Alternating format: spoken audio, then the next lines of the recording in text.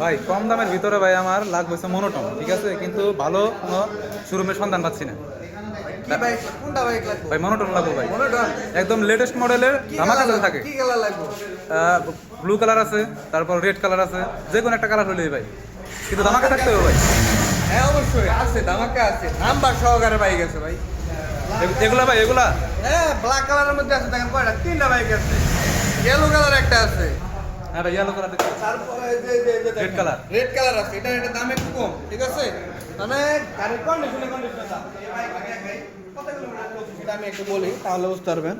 দেখেন মাত্র 5600 কিলোমিটার চলছে। বাইকের দুইটা চাবি দেখেন, এই যে দুইটা চাবি, 5600 কিলোমিটার চলে যেরকম থাকে ওইরকমই আছে দুইটা বাইক, ঠিক আছে।